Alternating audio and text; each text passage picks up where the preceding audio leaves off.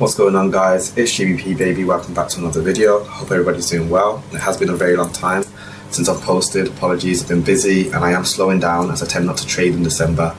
I will be doing some back testing through December, and then hopefully we can get back into the charts as per usual with the weekly and daily uploads from January onwards. I did recently make a post in the community tab on the YouTube channel, so go to my channel and look for the community and you'll see I made a post to see what kind of content you're interested in me making. So I do want to try and shift it a little bit to make more teacher-led content that's more useful to you guys. So do go and vote over there, as in the new year I'd like to start pushing the channel towards that direction. But nonetheless, we're going to dive straight into things. We have the economic calendar. I'm going to be posting this weekly review today, and then I'll probably post on Thursday to see how the week is delivering as well. So yeah, we can see we have a ton of high impact news this week. Tuesday with PPI, which is exciting. Wednesday we have a ton of high impact news, so I expect a large expansion off the back of that. And then we also have high impact news with the manufacturing PMI. Oh, that's not even this week. I didn't realize. So yeah, we only have Tuesday and Wednesday this week where we're expecting quite a lot of movement. So with that in mind, especially with how much news we have on Wednesday, I would like to think we are going to have quite an expansive week. Again, as we're pushing towards December, I don't want to say too much because I just hate trading December in general. As if you've been following me, you'll know this. Let's get rid of this and we're going to start on dollar as per usual, and let's dive straight into things. So as you can see, last week delivered beautifully. We had a beautiful large expansion to the upside, winning out previous week's highs here, and we closed quite nicely in the premium as well. Now, if you've been following me for the past, I'd say, few months, I've been expecting this expansion to the upside. I remember, I think it was around May or July or June that I was anticipating dollar to start pushing higher because of the open interest, and you can see that is now, it's manifested itself here. So open interest is definitely something I'm going to be taking another look at as we approach the new year, etc. But generally speaking, we should remain bullish. Even when we were dipping down into the discounts in previous weeks, I was saying we still remain bullish because there's nothing that's necessarily, suggested that price should be moving bearish. So until proven otherwise, I'm going to remain bullish. And in terms of my targeting, I'm now expecting us to start reaching up into the higher premiums. We've got this high right here to move towards, and then I'll be looking at this range right here. Now this is a bearish order block, but because we're bullish, we anticipate that bearish order blocks will get traded through. So what I'm going to be using is the close, open, and these levels as targets for buy side liquidity. That's where I'd expect price to draw towards, assuming that we are going to continue to trade on. Now don't get me wrong, as it is a bearish order block, there is potential that pricing want to turn around at it, especially on a weekly level. So we do need to take that into account.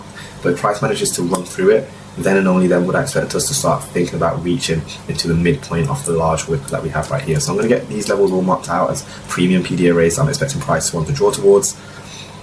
So this is a weekly consequent encroachment in the premium. And I'm actually going to make this blue because it's a premium PDA rate.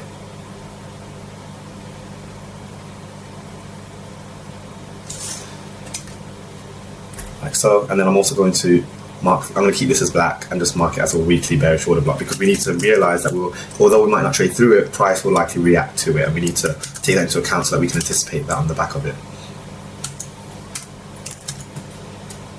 We'll just keep that black and we'll move that to the right and center. So these are two very strong PDA rates that I'm expecting price to continue to draw towards. And then if we drop down, zoom in, sorry, in terms of where I'm expecting the discount PDA rates to be used, I'm definitely, now that we traded through this large wick, I'm going to be using this as reference. So you got to remember that wicks are gaps too, and therefore we should be splitting them up just like we do with fair value gaps into quarters: first quarter, second quarter, third quarter, fourth quarter. And now I'm looking at the midpoint, which is what we call consequent encroachment, just as I did in the premium, and then this 75% level at a reach. So I'm going to make this thinner and dotted because ideally prices will come down here, and then ideally this level around here is where I'd expect the discount of this new week to be created. And I'll say that again, this is where I'd expect the discount of this new week to be created. So any kind of downwards price action or downwards delivery, ideally we'd like to find some kind of respect of this 50% level. Now don't get me wrong, if price trades through it, then and only then would I be looking at this to be respected. And if that gets failed, then we're simply on the wrong side, and it's likely we are going to break down and run on lower, or we'll just end up in a dirty consolidation.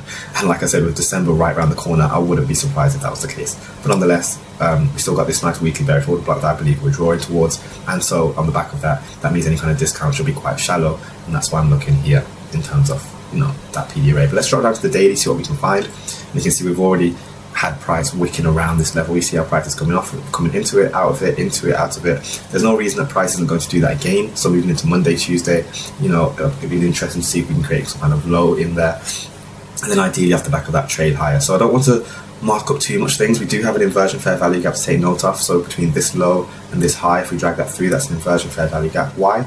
Because we've delivered on the downside, created a gap, and we've closed on the upside. So now if price dips down into it, we anticipate that this should provide support for us. So we're going to just get that midpoint marked out just for reference sake. I'll make it dashed, and then let me just clean up this actual box so it's all the same color. I don't know what color I used, but, there we go. And that just gives us reference that if we now I know that when we're trading, if price drops down into here, I'd be seeing this as a discount for the week, and therefore would want to be looking for buys within this range with the anticipation that price is going to be able to expand into the upside and more into our bearish weekly order block, or even better, into our high premiums. So yeah, nothing's really changed. Obviously I'm expecting continued rallying, and although we've taken out this high, again, just looking at the way that price is delivering and the kind of, you know, the classic stair stepping, as in bullish order blocks here, landing in it, bullish order block, landing in it. There's no reason for us to anticipate any different until we hit some kind of significant PDRA, such as that weekly bearish order block. Now the monthly is probably something that will be good to look at, so I will look into that next week.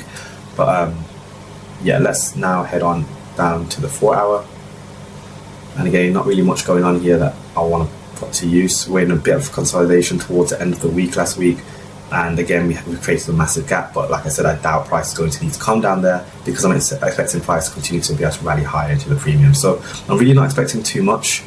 Again, lots of consolidation, but I'd like to think that this is just simply a point of accumulation for us for smart money before we then expand on higher and run into our premium. So I'm not going to delineate anything else. I don't want it to get too messy. But ideally, like I said, if we do dip down into here, I don't want to see us spend much time in here, and I want to see us leave it to trade on higher and run into our premium. So that's going to be everything on dollar. I hope that all makes sense.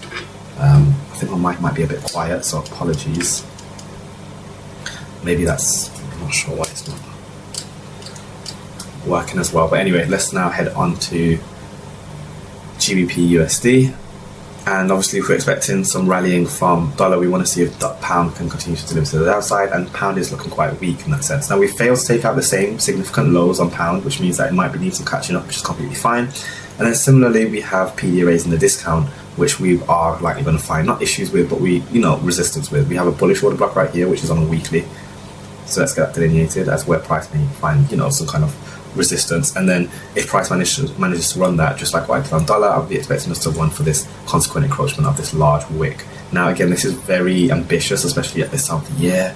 I don't want to say too much, but this is what I've got my eyes on in terms of the discount PDRAs. And then in terms of premium PDRAs, I'm looking at these wicks. Now, we haven't taken out this wick, but we have taken out this wick. So what I'm going to do, exactly the same thing, split it up. And I'm looking at that 25% level, and at a push, I'm going to say this again, at a push, I'm looking at that blue level.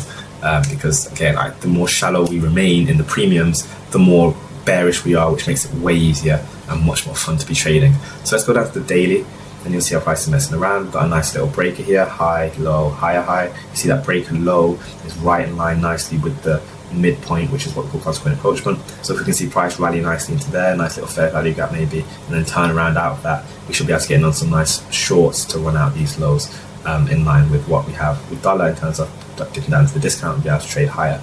Now, obviously, easier said than done. We are in a consolidation. As we drop down to the low time frames, we'll be able to see that much better. But this kind of the way, look at how price runs and breaks through these lows so easily. We've seen continuous willingness and low resistance price action on the downside here, whereas on the upside you can see it's very high resistance, So that says to us that hints to me and lends its hand out to that we are in a bearish environment. But like I said, any kind of rallying, this will be the highest ideally we go. I don't even want to look at this. I'm going to get rid of this because I don't see price doing much up there. I just want to see us, if anything, titter up there, maybe early hours and then run on lower, especially with these relatively equal lows that it looks like we've formed recently on Friday and last week, so to speak, down here for sell stops.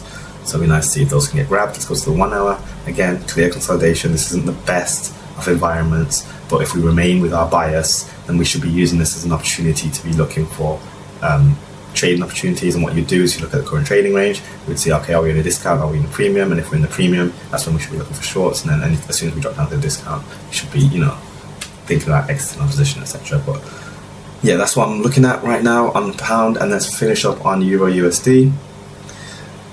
It's a very interesting price action. Looks like we traded into some levels which I spoke about last week. I can't remember though. We'll go to the weekly, and similarly, same thing again. We do have some nice discount PDRAs, and I'm going to be looking at this large wick. When we have large wicks like this, guys, it's worth splitting up into quarters because price will refer to these levels. So I'm looking at this level as potential draw liquidity, and then obviously the low as quite an ambitious target. And then I'll be looking at this bearish order block, more specifically this wick, because this will be the premium where I'd expect price to rally, if at all. If it's going to tap into anything in the premium, this is where I'd want to see a trade to, and then find resistance. But even that is looking quite ambitious in terms of what's rallying. I'd like to know we're going to have quite a weak and easily running day when price rolls over and just keeps expanding and pushing deeper into the discount, especially with all this high impact news that we have on Euro as well, and us pushing, you know, right before the December turn. Similarly, we do have a breaker. Technically, we've got a high, we've got a low, we've got a higher high, we've got displacement as we're running out lows and closing below lows. So any kind of rallying, we should be looking at these lows as to be points of, you know, selling if we are going to get that rally. We might not get the rally, which is why it's important to be hot on our toes in terms of looking for entries. But just looking again, high resistance trading up, low resistance trading down. This is telling us we're in low resistance conditions, this is telling us we're in bearish conditions, and price is likely still seeking south side liquidity. So it's going to keep doing that. And any kind of rally, we assume there's a name for it, not false rally. We assume it's a certain type of swing, but there's a name for it. I forgot, guys. But my point is, any kind of rally, we assume it's fake, basically, for us to then enter into our positions to then trade on lower. So I hope that all makes sense, guys.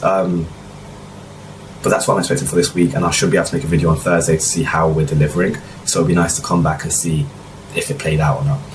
But yeah, that's going to be everything for this video. Don't forget to drop a like, drop a comment, smash subscribe, join the mailing list, join the Discord. All the links are in the description. Make sure to check out the community posts and vote on what kind of videos you want me to be posting as we enter the new year.